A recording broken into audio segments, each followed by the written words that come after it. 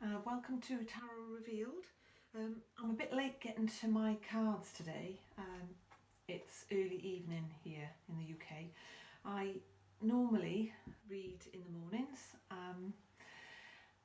and I remember going to bed yesterday thinking I've got a quiet day today, and I got up this morning and basically I've only just stopped. I don't know quite what happened. I was expecting a quiet day and it's just been work and family things, and before I know where I am, I'm early evening and I'm just getting to my tarot cards. So apologies for the late posting of this one. What I want to do, as you probably know, on a Monday I like to do a quick 3-card reading, just to give me a flavour for how the week is going to pan out. And as Monday's already gone, I think I already know, but I'm going to read anyway, see if I've got some insights. Last week, I think I remember saying to you that I was going to look out for some sort of quarrelling or unrest or so not bickering, but bickering type in a work environment, and that hasn't happened yet. And the reason I'm mentioning that is because I'm going to carry that over to this week. So because I've seen it, I will look out for it. And it's always worth remembering that if it hasn't played out, either circumstances have changed, or it's still to come. So for the next week, I will still carry that one forward. But I'm going to do a quick reading for myself for the rest of the week. So the energy I'm putting into this card is to a little bit of advice and guidance for me, please, Tarot, in how the rest of my week is going to pan out. As I said before, cut with your heart hand, restack. I always tend to restack in the same way. Don't know if that's a bad thing, don't think it is. Lay my 3 cards out and let's have a little look at them. I leave the pile, obviously I leave the pile where it is, because if you need further clarity then you draw from the same order that you left the cards in. So the first card, I'm going to need glasses I'm afraid. First card we have, right, okay, I said I was going to carry the 5 of rods forward this week because I hadn't seen it last week, and sure as eggs is eggs, 5 of rods is back out. So it's just reaffirming really, you know that it hasn't happened yet. So it gave it to me last week, it's given it to me again today. You saw me shuffle, cut and select, so we know that that's still to come. So I've still got to look out for some unrest in the workplace, and I shall be very mindful of that.